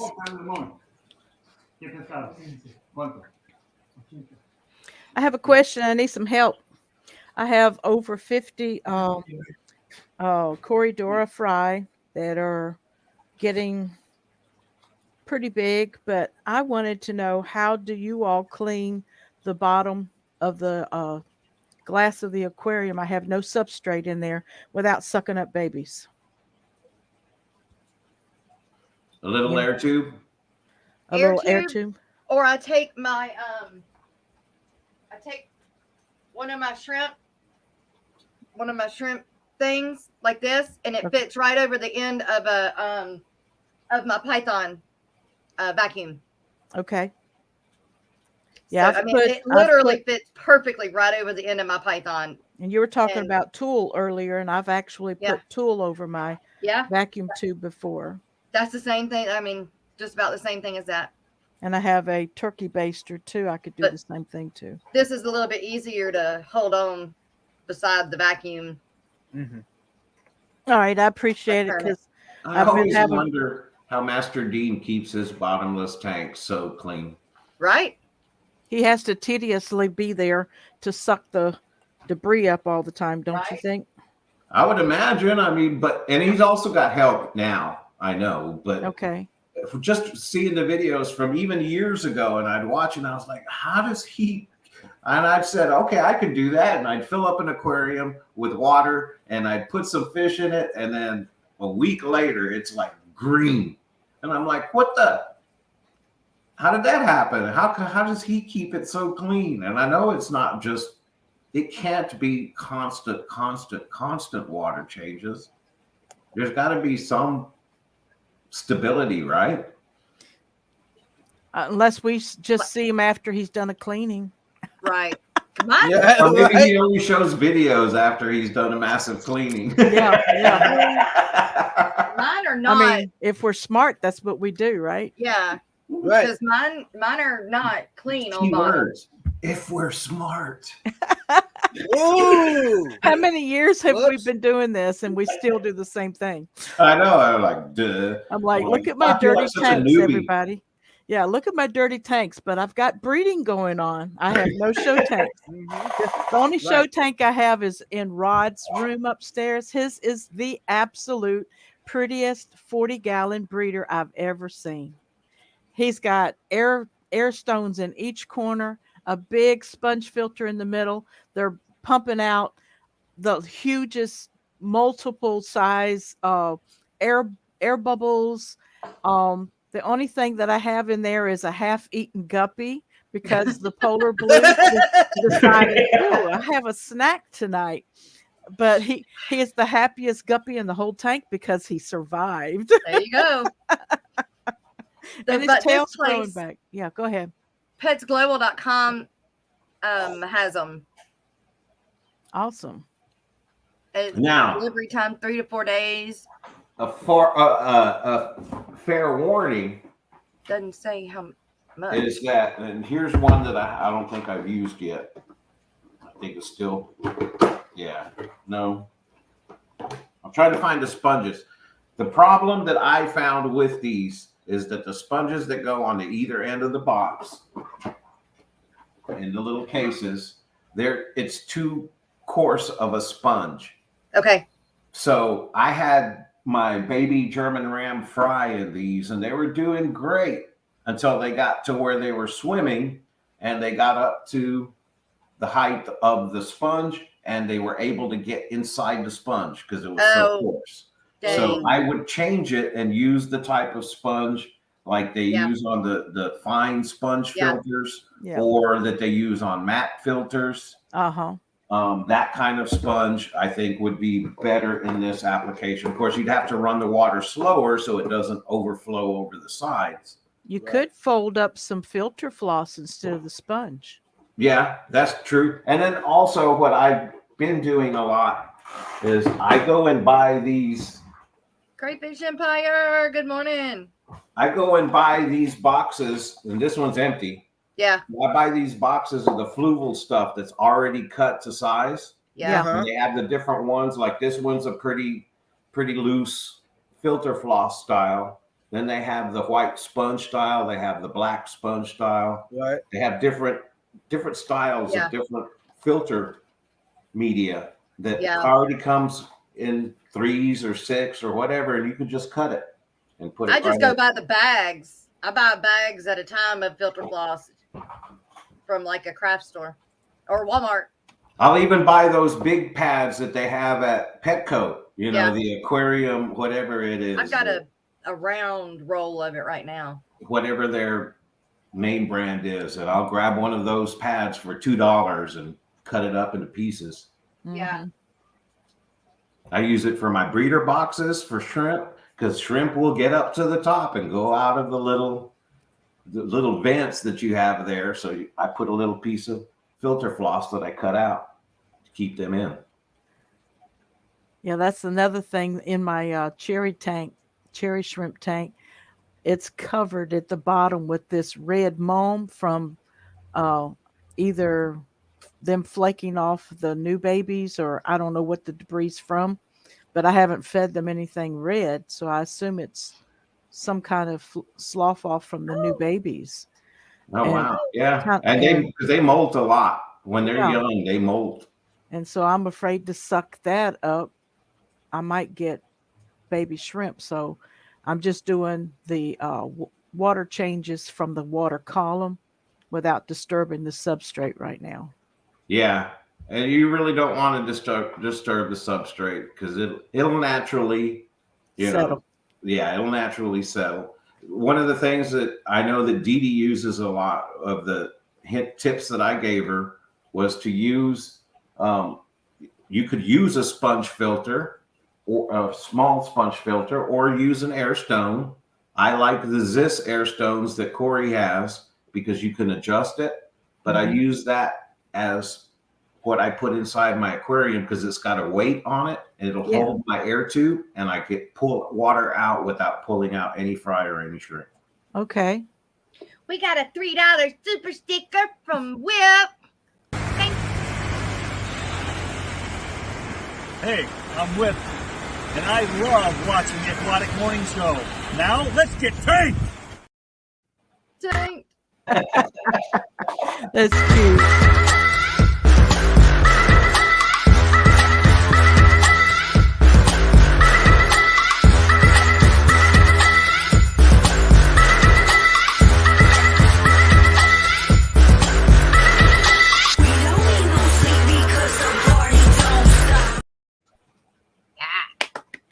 Gina wanted me to play that on a cycle this morning. I was like, no. I get tired of that too. I know we have a fish tree today because he put one out this morning. So I need to pull that up before it gets too late. I know. Like it did last time. And I didn't get to play it. Let me look that up. Hey, Jerry. Yes, sir. Is this a display tank? Is that one the display tank? Yeah. Yeah? Yeah. Wait, the one that sits behind you? Yeah. I mean, you weren't asking me. I'm not Jerry, but I think so. It's I a think nice so, display too. tank. JR. I tried. Yeah, it is. All right. We do have a fishery today, and it is kind of a long one. It's 20 minutes long. Wow. So apparently it's a really, really good one. We are going to go into our fishery. So everybody that doesn't know or is new, and I don't think that we have anybody that is new, but if you are and you are listening, this is Fishery from Alex, The Secret History Living in Your Aquarium. Please make sure to go and check out his channel. He is like one of the most amazing people ever and smartest that I've ever met. He just knows a lot of stuff. So you need to know it too. And he has it on his channel. So here we go. All right, guys. So if you have a glass of water that you've gotten from a local creek or lake, maybe it's from a stagnant pond or something like that around your house, there are slight risks. However, you can actually observe your jar closely and you can smell it. If it has a smell that is kind of pungent, like sewery or gross, and if you can see things like dragonfly larvae or nymph in there, mosquito larvae, things that are going to fly and that are going to come up out of your tank and be an issue, then you know that you need to at least get rid of those or give them time to hatch before adding them to your tank. Now, the other major problematic thing that's harder to see because it's microscopic, basically, is tapeworms and nematodes that can continue their life cycle and then end up growing to up to 30 feet in the intestines of humans, all sorts of mammals, and in the tissues of fish. So the way I like to test for that and to mitigate that when I've got my water nice and tannic with some leaves and some fresh plants, want to get that surface area from ponds and so forth, is I will smell it, make sure that it doesn't smell off or anything. But then what I'll actually do is I'll just take a good old swig of it. And, oh man, that's good. And in 2 to 4 months, you will have tapeworms if your source has tapeworms and nematodes in it. So it's a pretty good system, really. I mean,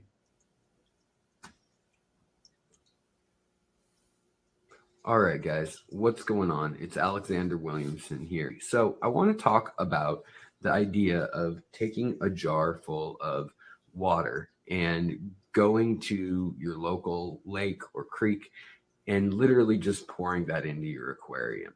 Now, I have several thoughts on this. And the first is, if you're trying to experiment and set up a nature tank that is a biotope or a similar ecosystem to the water that you live near, then go right ahead. Do that from the start.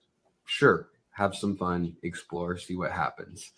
However, if you're trying to set up a tank for tropical fish, angelfish, tetras, rasboras, danios, whatever it may be, and you're trying to give them the best ecosystem possible, you really need to think about where you live and the kind of creatures that would be in that water that are beneficial to your fish.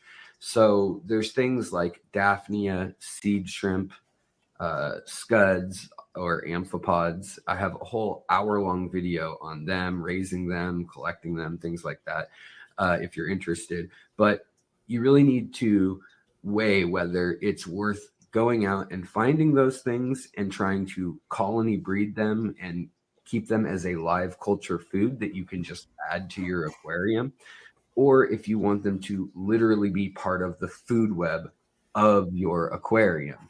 Because if you want them to be part of an all-inclusive ecosystem, you need to really think about, are you living in a tropical location? Do you even have the kinds of creatures that will survive in tropical waters? And with the plants you have and the substrate and the fact that it's not an entire ecosystem, it is a replication of as much of that as we can get within a glass box. And so these are important questions to ask yourself before you go out and do this. Now, I also think that there is some risk in doing this. However, let me taper that by saying that the risk of going out and grabbing something like a jar of tannic water to jumpstart your black water tank so that you know you've got bugs, as we'll call them, or little critters that are going to be part of your micro organic ecosystem. It's not a bad idea to go to a local area with lots of leaves and tannins in the water and collect whatever it is that's living there. However, what I would do is make sure that you take that, you collect it, you have it in a jar or even another tank, and you bring it up to the temperature that your aquarium is going to be kept at. Now, beyond this, I guess live inoculations from water that's coming from outside of your aquarium, it is prudent to have a probationary quarantine period. So I would suggest setting up a jar, even if it's a gallon mayonnaise jar or something, you know, and having it filled 2/3 with water, a little bit of air, saran wrap over the top, poke a couple holes for air exchange, or you can even use a breather bag, put that over the top so that there's air exchange. But then bring it into your fish room and either set it into a aquarium so that it stays at temperature, or keep it in the room if the room is at temperature. Now, there's a couple reasons for doing this, and I'll explain the reasons and the risks as we go through each one of these here. So the reason first to do this is, do you know if these creatures can even survive at 80 degrees Fahrenheit or 26 Celsius? Maybe you live somewhere like I do in Seattle, where it's only that warm for part of the year. And for all we know, the part of the life cycle of those creatures is not even alive and swimming, and the part that a fish could eat, or that creature would be useful in breaking down components like leaves and things in our aquarium. Maybe it goes into a dormant stage in summer. Maybe it's most active in the fall and spring, like many creatures are. So you kind of need to either know the creature that you're going for, which is tricky with microorganisms or near microorganisms, or you need to culture it on its own after you've established, yes, these little creatures that I found in this pond, they can survive at temperature in my aquarium or in my fish room. Well, the next question is going to be pH. So if you're taking it from black water or really tannic water full of leaves and that coffee color or Coca-Cola colored water, if you have water that is crystal clear or maybe even alkaline, you're keeping guppies, live bears, something like that in your water, and you go get something from a pond that's super acidic, there's a good chance whatever you grabbed is not even going to survive the pH shift. Now, there are plenty of creatures that can survive that shift as well, and some of those creatures are not the most they're not the most welcomed in our aquariums by most people. And we've got things like nematodes, leeches, insect larvae like dragonfly nymphs. Some of these things can actually do a lot of damage to your aquarium and to the creatures in your aquarium. A dragonfly nymph is a gnarly monster for a little fish, especially if you're keeping nano fish. And while they are a food source for big fish out in nature and the like, they can be a scourge that hunts down small fish, your fry, and then is also going to hatch out. The same is true for mosquitoes and other little flying insects. They can hatch out. So this goes back to that probationary period that I suggest, which is you keep them in a jar, leave some air in the jar. You've got your ecosystem, whether that's some leaves, that's some detritus and mulm, and you're trying to, wherever you're going to go get your sample from, whether it's a creek or a pond or river or lake, you're going to want to try to match that pH, that flow, with the aquarium you're trying to keep. So if you're trying to keep a hill stream tank and you've got a power head going all the time, then maybe go to a creek and look for creatures there. You can get things like caddisfly larvae and stuff like that. Now, I don't know why you'd want to add that other than it's interesting. Those are going to hatch out and fly away, and they're not really going to add a whole lot probably to your ecosystem other than being, fascinating periwinkle creatures that make this kind of complex shell around themselves. anyways, so you can add those kind of things if that's interesting to you. However, it's not necessarily going to help or harm your aquarium. And I think that's where most of the creatures fall in what you would be collecting. Now, the important part that I think a lot of people assume is that, hey, I've got a brand new aquarium and I want the good bacteria from nature. Well, the good bacteria, sure, it's out in nature, it's everywhere. In fact, it will establish in a tank, even if you are not adding plants or anything to your aquarium. Over time, the spores are in the air, the bacteriums are in the air and on our hands and in tap water and everywhere else, and they will eventually colonize, and you'll get your nitrosoma bacteria colonies and things like that. So you will eventually get that. It's only a matter of waiting a couple weeks. Now, the best way to jumpstart a tank bacteriologically, and probably archaea, which is another similar creature to bacteria, as well as probably fungi and things like that, is by taking a tank that is 4 or 5 years old and is really healthy and lush and full of life and no issues with the fish health, and taking some of that filter media. We all know that old trick. Well, I think that's still the best way to seed, bacteria and your cycle in a tank. I think that's the best way to get diversity in an aquarium. And while there are dangers, things like tapeworms, leeches, flying insects, larvae that can eat fish even, that theoretically could end up in your water, I've seen that if you put a cover over it, you have it warm, especially if it's warm, their metabolisms are going to move quicker usually. They're going to hatch out, and you'll usually see them within a week, if not 3 or 4 days. You'll see their exoskeleton or their cocoon on the top of the water floating, and they'll be flying in the container. You can open it up, let them outside, or do whatever you want with them. But those are probably going to get eaten by the fish if you were to dump them directly in.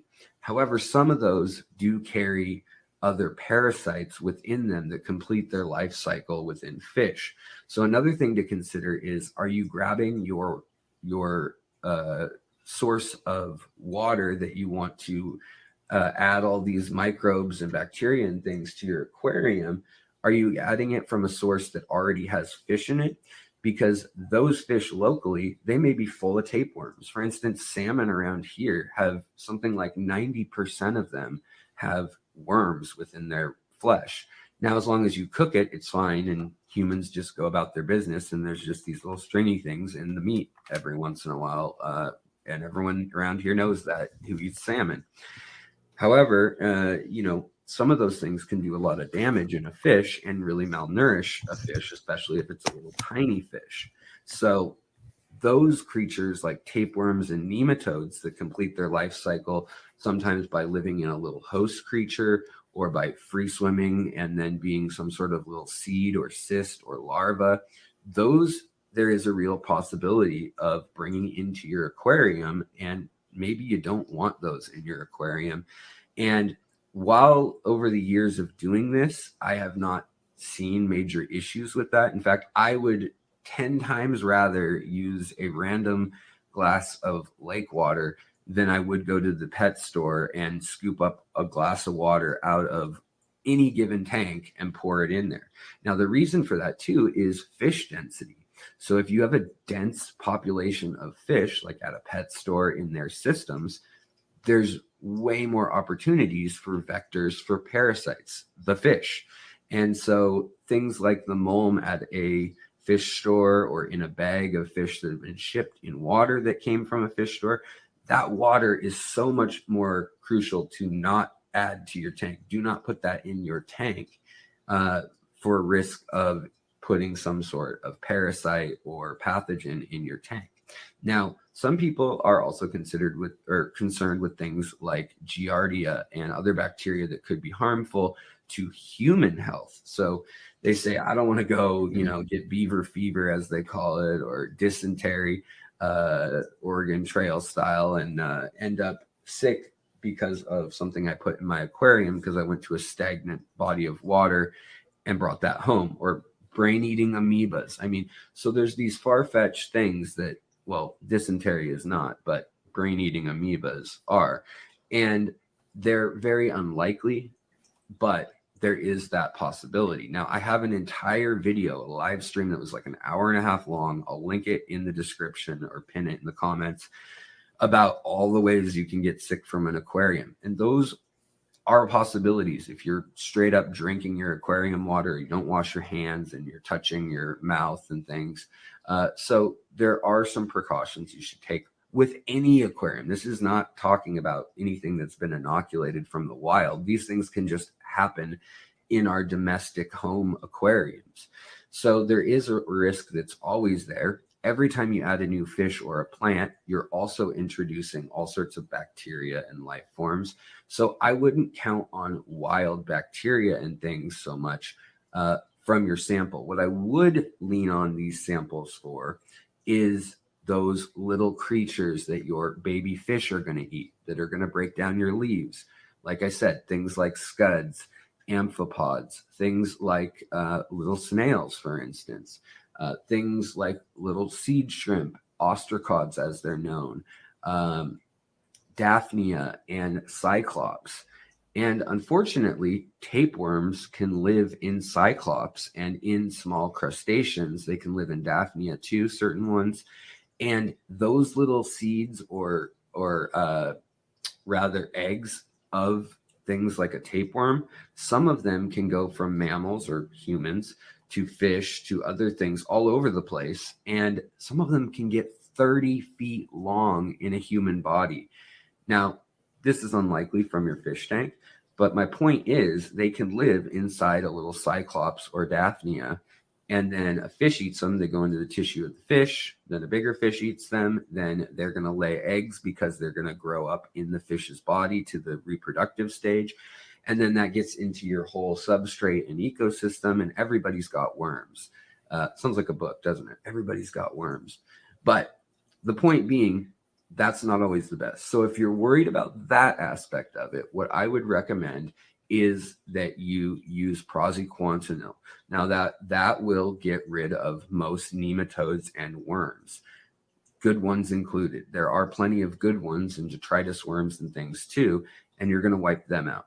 So I would treat your specimen container or your samples of water you've combined, collecting from different parts of different ecosystems, from, you know, the top water, the bottom water, the mulm, the leaves, whatever it may be. I would put that, make that your quarantine container, treat that. That way you're not breaking down any existing nematodes like detritus worms or, you know, anything that's just not harmful, but it's just there. It's part of your little microflora and fauna, and it's helpful in a lot of cases. So I think if you do this and you treat the jar as a quarantine period and zone, and you are thinking about what your end result is, do you want a nature tank? Are you trying to feed your baby fry and things extra food? Well, maybe then you establish a whole separate tank just to grow those creatures, scuds or Daphnia or seed shrimp, and then get those and add them gradually. And some will stray and probably end up making home in your aquarium. But over the long haul, it's tricky to establish a real ecosystem from the ground up. Now, it's totally doable. I have whole videos on it. And that's something you can do if you don't want to be feeding your aquariums. You want them to be self-sustainable for the most part, or near self-sustainable. That is a worthy endeavor. And I think a lot of people find satisfaction in that. But that's probably not the end goal you will get by just tossing in a glass of water from your local pond. And does the risk outweigh the reward? For me, it's a little hard to say. But I would say that you need to evaluate all these things for yourself, and that I've talked to a lot of biologists, ichthyologist friends and things, and most of them go out to ponds in their backyard, which do not usually have fish, but which contain live cultures and things, which contain tannins or leaves or various biological debris and microorganisms, and they'll scoop things out. They'll get seed shrimp, they'll get Daphnia, they'll get mosquito larvae, and they'll feed that right to their fish, even though there is that risk of tapeworms and things. they just don't see it as a big deal. They'll treat the fish if it happens. So those are kind of the different takes on it and the honest appraisal, in my opinion, of the situation. So I hope with this info, you guys can decide what's best for you and what kind of tank you want to keep. As always, take care, and I'll see you guys next time on Fishery.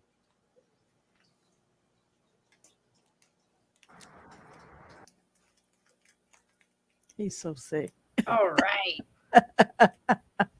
Oh, Isn't that wonderful? He is so freaking smart. he's smart, but I can't stand drinking creek water. Like, I don't know. I definitely have to put it in the back of my brain that none of that really happens. Well, I'm using my second camera now so y'all can see some of my fish room. Oh, let's see. Let me get bigger. I've got a 5-gallon Shelly tank there on the left, a 40-gallon breeder with angels, cories, and albino plecos, bristlenose plecos. Oh. And then on the rack, I have a 5-gallon on top with chili rasboros and a colony of cherry shrimp. The second tank down is grow out for albino bristlenose plecos and a small school of rummy nose tetras and a mystery fry that I think is some kind of blue tetra. And then that hatched out of this water sprite that I got from one of my customers. And the next one down is the calico bristlenose pleco breeding tank with 2 drops of babies in it. And the nasty tank to the right is ram's horn and bladder snails. Nice. It's not nasty. It's you can't see the bottom. Rod comes in my fish room and looks at that tank first, and he goes, "Oh, my skin just crawls." Really? He can't stand snails. Aw. So we spent 2 weeks catching snails out of his aquarium upstairs. Some got in on the decorations and one of the live plants I put in there. So if he doesn't like snails, then slugs really. Right. He calls me. He says, "Susan." Yeah, I'll have to go get rid of the slugs. Ugh, I hate slugs. I threw one in my shabumpkin pond the other day and never saw it. Yeah. Yeah. I'm sure they ate it up. They're in my they're out around my barn. I have to keep them off of my saddles. Oh, wow. They crawl up the side of my house. Yeah. Ugh. Yeah. Ugh. And every once in a while, one makes it through the kitchen cabinet or something. Yeah. And I That find it mysterious hole in our house that we can't find. Yeah. And then you walk through the kitchen at night and you hit something gummy and squishy under your foot. Yeah. Yeah. That's nasty. Yep. Hey, Susan, I see you're running a Whisper 100, right? Where at? Oh, I've got how many? I heard you say 85. Right? I have 1, 2, 3. Yeah, that one's a Whisper 100 there with 2 ports on it. And How loud is that one? Because the one that I had was extremely loud. it's quiet as a mouse. Wow. I'll be right back. The ones that give me problem are off brands. I'm going to have to take my headset off a minute. Most of my Whispers, I used a lot of the Whisper 40s, and they do fine. But the Whisper 100 that I had, it was quite loud compared.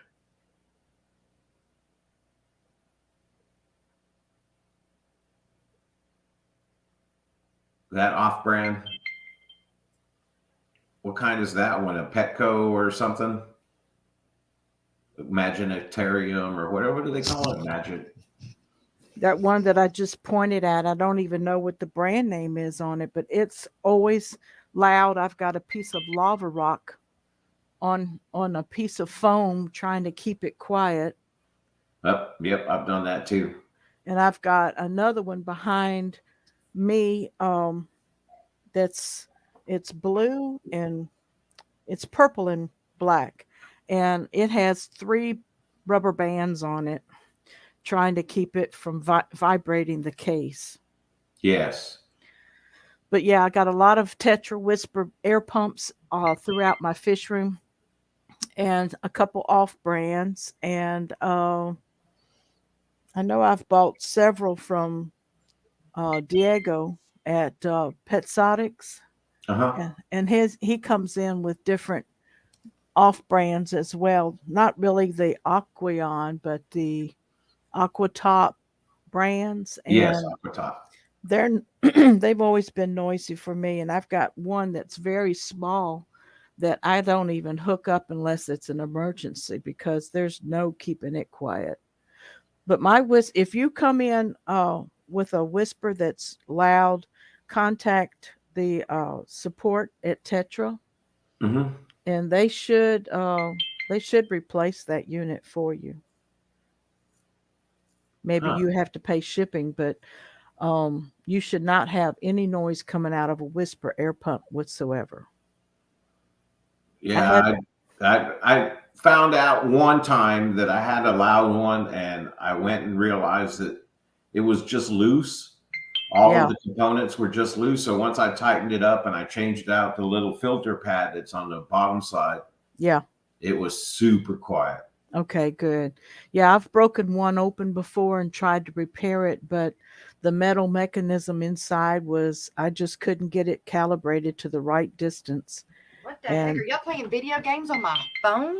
What the heck is going on here? Let's see. All right. Your phone's making all kinds of noise. Dude, like somebody's playing games on it. Oh. But that was unrepairable, so I ended up just throwing it away. You know what? I didn't show. SC Catahoula's is going to be helping Therese out this weekend. Man, I want to be there. I'm so sad I'm not going to be there, man. I still have your shirt, and I've been looking at it going, I'm supposed to hand deliver this when I go to the Aquatic Expo, but I'll mail it to you. Right. Man, I wish I would have already done it, because that would be great. So your daughter could wear it at the Aquatic Expo. Where is the expo at, Jerry?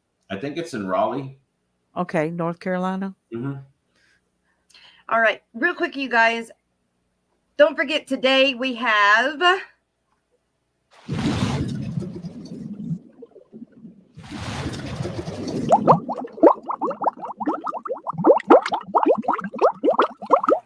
hope to see you there on Foxy's Fishes. Charlotte.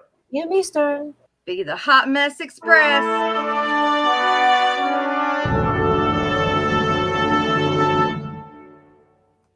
Miss Dee Dee and Miss Roxanne this evening at what? I forgot what time. It says 8 p.m. Eastern. It's be 7 p.m. Central. Yeah. Central. All right.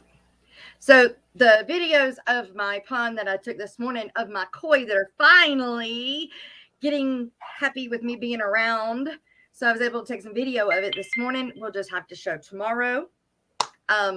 Also, we have a guest tomorrow, which I don't know if I'm going to have time to do a drum roll. Right. Keep going. Yeah. Who's our guest? Mike Loves Life Aquatics. All right. Woo. Mike Loves Life Aquatics. It's somebody that I met at Aquashella through Vibes, I believe. And it's a few of them. It's kind of a gang of these guys, but they Mike do a live stream. And or Anthony McBride, right? Yeah, it's one of them. Oh shoot, I wrote it down. I know. I talked to all three of them. I know, I did too. And to remember that this is insane. This is insane. This is crazy. It's Landon's Lacrosse group meet group. And I can't turn the notifications Who's off. bringing I thought the I juice turned my boxes? phone down, and I can't do that either. So I don't know what to do. Anyway, tomorrow. Mike Loves Life Aquatics will be here, and we're going to be just having a good old time as we do here on the Aquatic Morning Show. Miss Susan, it was so great to see you. And Thank Jerry, you for having me up. Can I make one real quick announcement? Of course. Our Fish Fam community newsletter will be coming out within the next week, but I have announced on my live stream that this will be the last edition for a good while because just lack of participation. And I hope everybody's been enjoying their newsletters that come out. Yes. And I was asked about on the website on my blog page. I will keep all of those articles live so you can visit them and comment on them at any time. But thank you so much for 2.5 years of #FishFam community newsletter. And we just have to say goodbye to it at this time, but it will be out next week. Yeah, it's really hard to come up with new, like even for this show, it is so hard to come up with new material. Yeah. And new people, and it's not just trying to find new people, it's trying to find new people that will actually come on. Yes. That will stop their day or whatever and come on the stream.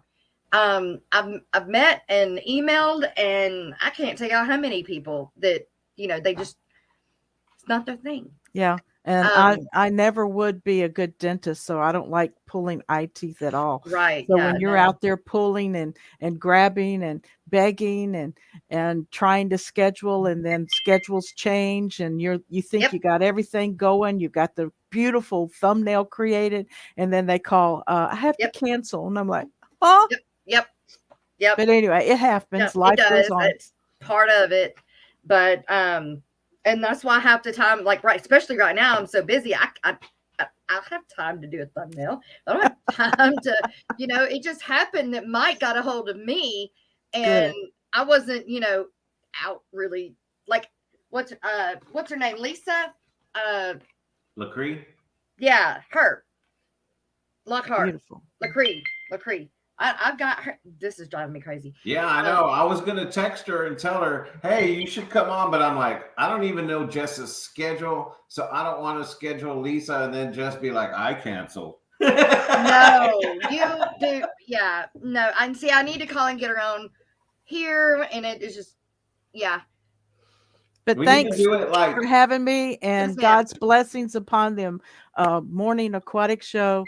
Or the Aquatic Morning Show, however you say it. The same one way or the other. The AMS. That's right. I think I said that right. Yeah. But anyway, TAMS. Yes. God bless you. This is Fish Fam Mom. God bless, and have a wonderful weekend. Susan. Thank you, Whip, for the $3 super sticker earlier. And Jerry, again, thank you for hanging out with me. I really do appreciate it. I don't like being ever by myself. So to each and every one of you, have a good day. Don't forget about the Hot Mess Express later today, and all of the other streams that you can find on fishfam.link. Bye.